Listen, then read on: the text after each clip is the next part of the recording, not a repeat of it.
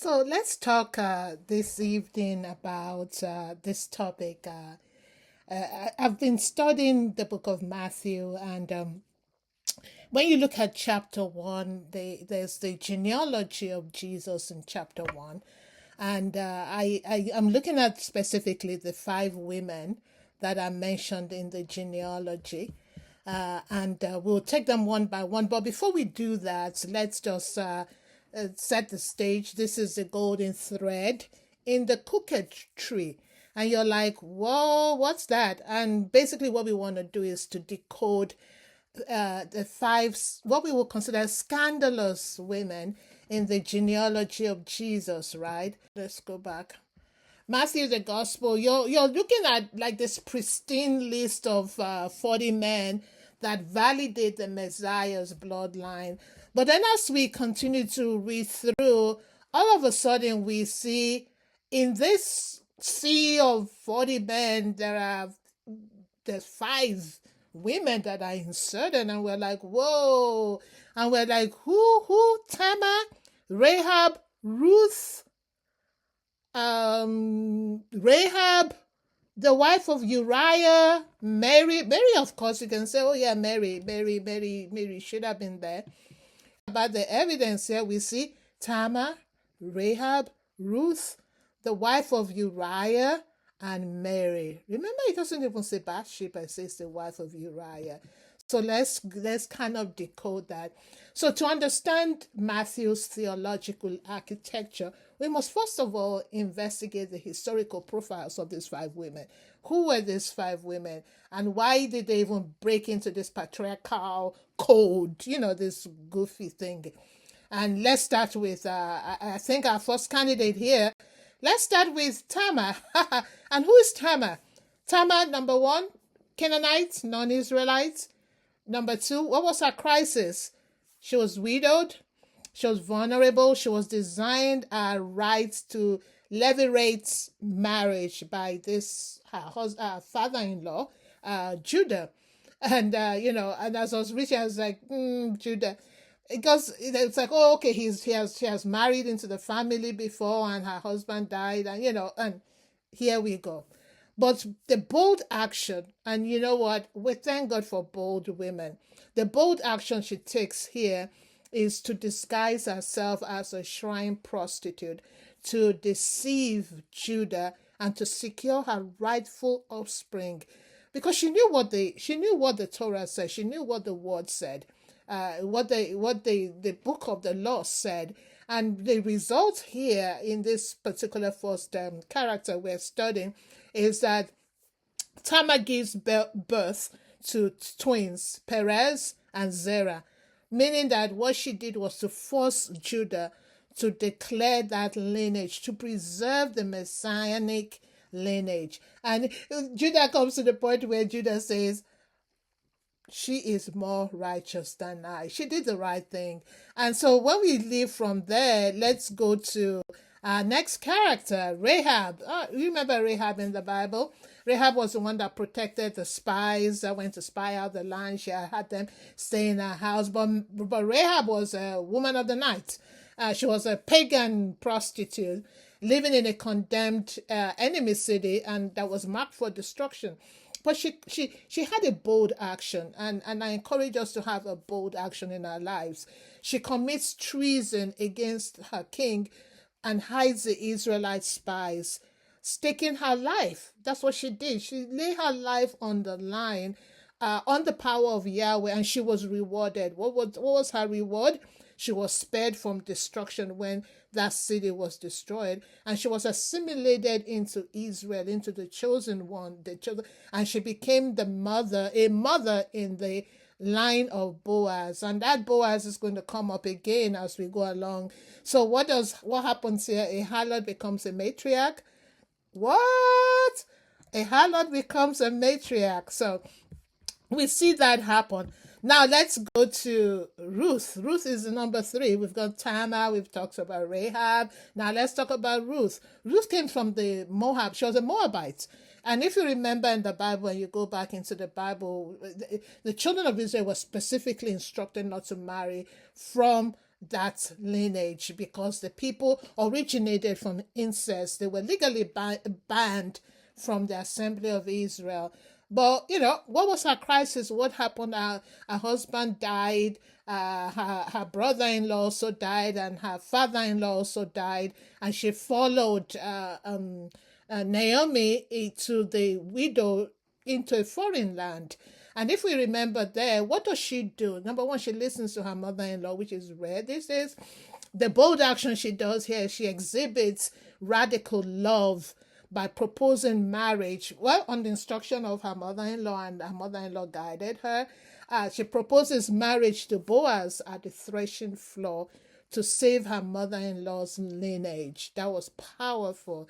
And what happens here, Boaz pays and ransoms and redeems Naomi's line, and she becomes a great-grandmother of King David. So she also is part of this lineage, very unlikely, right? Because, her story. And then let's go down to this next person. This next person is Bathsheba, but in here we see she's named as the wife of Uriah. So she's a Hittite by marriage. We can agree on that. And what was her crisis? She didn't really do anything wrong. She was taking a shower, right? She was just minding her own business. But guess what? She was objectified and abused by King David. The same King David who, and in the process of that whole scenario, her husband Uriah was murdered in this royal cover-up. And then as a result of this relationship between her and King David, the first child died. But what was the bold action she took? She suffered catastrophic abuse and scandal, later interceding to secure the throne for her son because there was so much blood on the hand of King David. And what does she become? She becomes the mother of Solomon, and she preserves the Davidic covenants. She becomes the mother of the wisest king. And they said there was nobody as wise as King Solomon, and then, we have an obvious next person here, Mary, the mother of Jesus, Jewish, a virgin, betrothed to Joseph, minding their own business, getting ready to get married, and then she found herself miraculously pregnant. Can you believe that? In 2026, miraculously pregnant? A condition that even in that day, maybe not so much in our day, but in that day it came with severe social stigma, and even what the scholars call legal peril in the first century Judah. But what was her bold action? She submitted entirely to God's disruptive plan. She said, "Be it unto me according to your word," despite knowing fully well the consequences of the possibility of public shame and the possibility of being, thrown aside by the guy she was betrothed to. And what was the result? She became Mary, the mother of Jesus, the Savior of the world. So when you look at all these women, just kind of look at this slide that I have in front of you. Marital anomaly, incest via disguise, prostitution, destitute widow, adultery and abuse, and virgin pregnancy. And when you look to the left, you see their lineage, you see their bold initiative. It's not today that women have been bold, and I just encourage everybody to just continue to be bold in your own way. And basically, what did that boldness lead to? There was a preservation of Judah's lineage. There was saved the family here, and redeemed Naomi's lineage, mother of Solomon and mother of our Lord Jesus Christ. And, when we look at this whole thing, Matthew had a reason. Matthew had, these 5 women were not just what we'll consider a random historical footnotes. They were very strategic. They were very strategic because they needed to fulfill 3 things that Matthew had as according to his what we consider his trifold motive. There was a apologetic shield, there was a universal scope, And there was the scandal, the what do I call it here? I call it what do I call it? I call it I call it something. The scandal of grace is what I call it here. The scandal of grace. So let's take them one by one. The apologetic shield. They said first century critics smeared Jesus as an illegitimate child of a Samaritan or Roman soldier. But Matthew uses Israel's own history as a shield. He proves that God has always brought the Messianic line through highly regular, socially scandalous pregnancies. So to reject Mary's unusual pregnancy is to reject King David's own ancestry. How did King David, how did that come about? So that was something that he had in mind. He did it. That was one of his motives. His second motive was to say that, all of these people here that the Savior was always coming for more than just Israel. The Savior was coming for the Hittite. The Savior was coming for the Canaanites. The Savior was coming for the Moabite or the Hittite by marriage. So he was coming for all nations. Is basically what the Savior has come for. And then the third one, which which still resonates today, is the scandal of grace. That God's sovereign grace doesn't rely on the perfection of men or how society wants you to present yourself.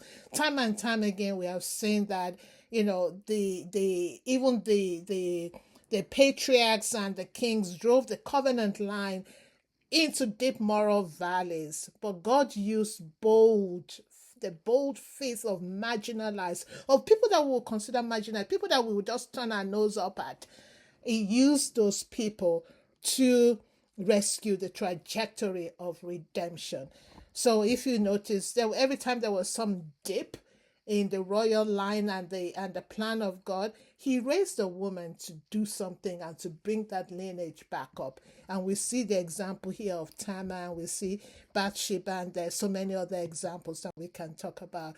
And when you think about it, that whole shame became honor, from being a harlot to being a heroine, from being a Canaanite to being an Israelite, from being widow and abused and outcast to be heroine, Israelite, redeemed, mother of kings, so, and that's basically what salvation does. Salvation rewrites our history.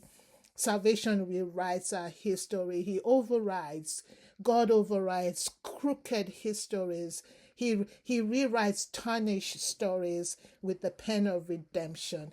So I encourage us to use that pen of redemption and to leverage this grace that he has made available to us. So when you look at this whole weaving, you will see that it looks crooked, but the lesson here is that a crooked tree can still bear perfect fruit. So even though the roots may be crooked, the tree may be crooked, but you can still bear perfect fruit. And that's basically what we see in the book of Matthew. Matthew, broken people, sexual scandal, outsiders, and the sovereign grace of our Lord is on display in this book. And you can tie it to the Christmas tree, because when you see how it's woven, it's not straightforward, it's not fine, but it's woven, but it's something that God has been able to do and just do so perfectly. So I just want to encourage us that, what, regardless of what your background is today, the grace is available. The grace is available. And I just would encourage you to accept Jesus as your Lord and Savior, regardless of what you have done in the past, how egregious you think it is. He's here to forgive you. He's here to bring you into his family, and he's here to love on you. And he's here to say, when you look at that genealogy and you say, wow, Tamar, you look at Rahab, you look at Bathsheba, you look at Tamar, you look at Ruth, you look at the mother of Jesus. not perfect lives, but God can make something that is imperfect perfect with the pen of redemption. Thank you so much for joining us today. We appreciate you. Shalom.